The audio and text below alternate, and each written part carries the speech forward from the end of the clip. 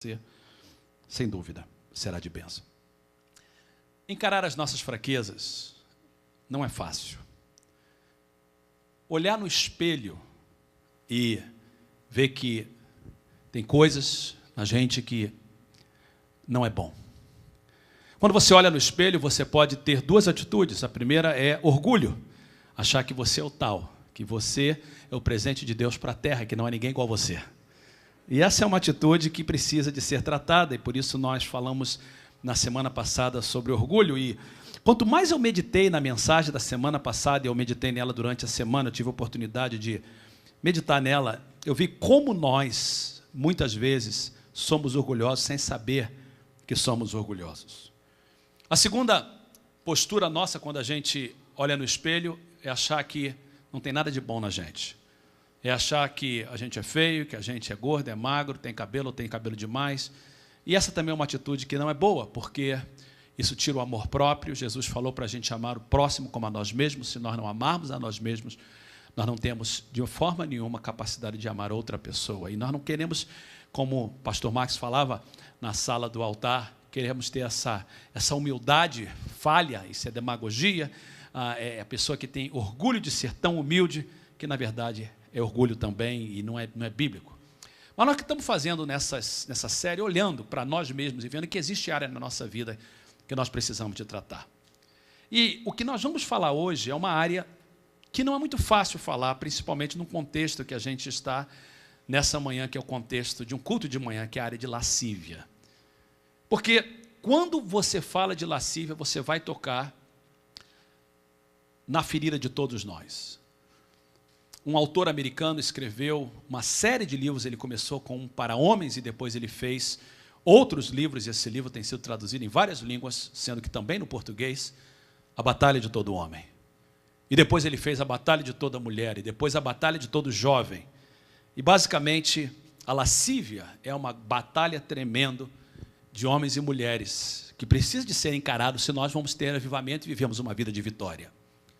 A palavra lascívia quer dizer qualidade ou modos de lascivo, luxúria, libidinagem, sensualidade. Lascívia é uma pessoa, lascivo é uma pessoa sensual, libidinosa. Um outro sinônimo é concupiscência e desejo intenso de bens ou gozos materiais. Lascívia pode ser usada não só na área sexual, quando uma pessoa quer e não consegue se controlar. Apetite desordenado. Isso pode ser demonstrado na área de alimentação, quando a pessoa não consegue fechar a sua boca. Pode ser também na área de compra, uma pessoa que não pode parar de comprar. Tem sapato, tem roupa, tem carro, tem comida, mas sempre quer mais. Isso na Bíblia também é chamado de lascívia. Mas o que nós vamos estar focando nessa manhã é o apetite sexual desordenado. O que nós estamos falando é o que é colocado de forma explícita nos filmes, revista, televisão, internet. Estamos falando de imoralidade sexual. Tanto no Brasil, como aqui nos Estados Unidos e em várias outras partes, todo produto é vendido no apelo sexual.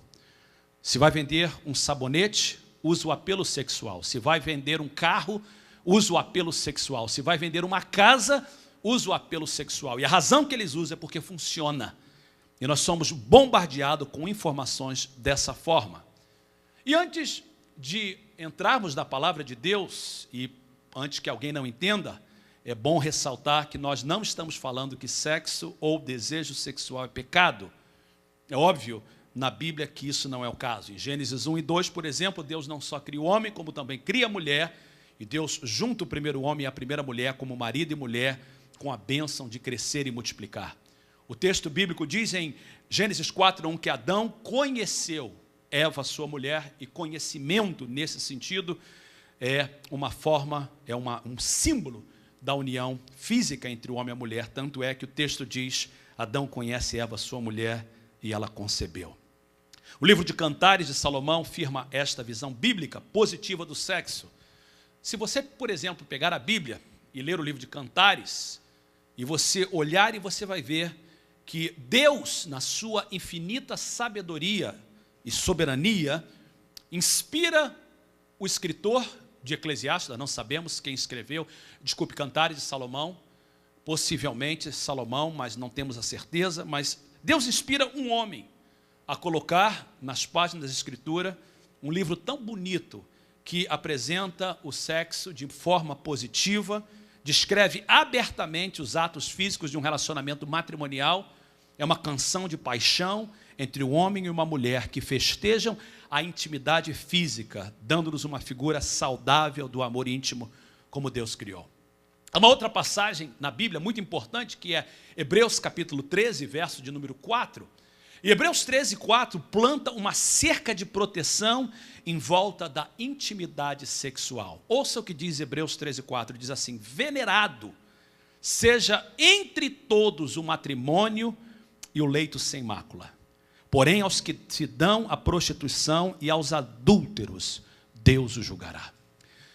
Se você vive na Califórnia e alguns estão nos assistindo na internet em outra época, nós estamos pregando essa mensagem no dia 28 de setembro de 2008, e se você assiste mais tarde não vai fazer sentido para você, e se você mora fora da Califórnia não faz sentido também para você, mas no dia 4 de novembro, pouco mais de um mês de agora, nós temos aqui na Califórnia uma proposta de lei, que é chamada proposta de lei número 8, em que nós estamos orando que ela passe para fazer uma mudança na Constituição da Califórnia, para que possa estar considerando o casamento entre um homem e uma mulher. Casamento é a união entre um homem e uma mulher. E a razão disso é porque as cortes dos Estados Unidos, juízes, eles legislaram, em vez de simplesmente interpretar. Um juiz interpreta a lei, não faz lei.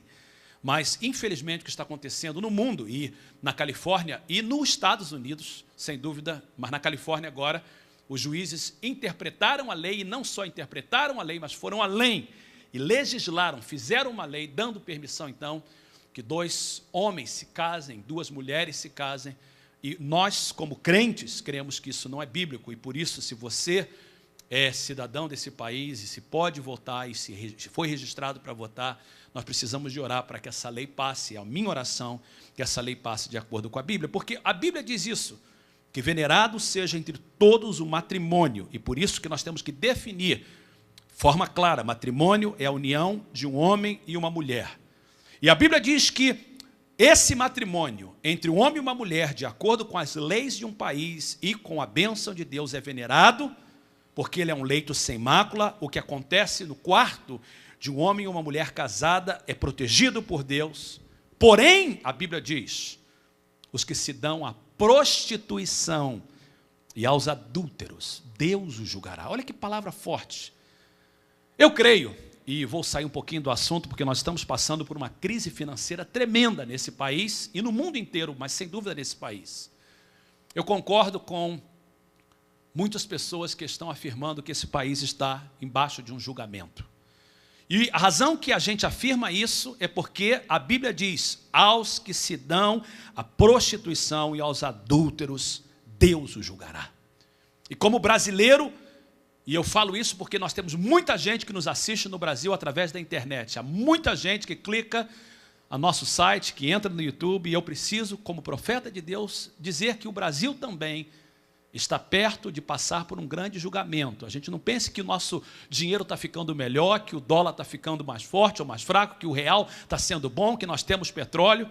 Quando nós temos um presidente da República que apoia algo contrário à palavra de Deus, que diz que aceita o casamento entre 2 homens ou 2 mulheres. A Bíblia diz, os que se dão à prostituição e aos adúlteros, Deus, não é o pastor Fernando, não é a igreja, Deus o julgará.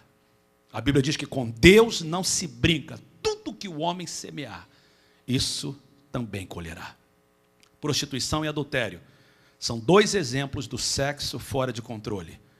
Da diferença do amor íntimo, de desfrutar o dom do sexo com o seu cônjuge, e lascívia erótica, que são atitudes impróprias, ilícitas e inatural de envolvimentos sexuais.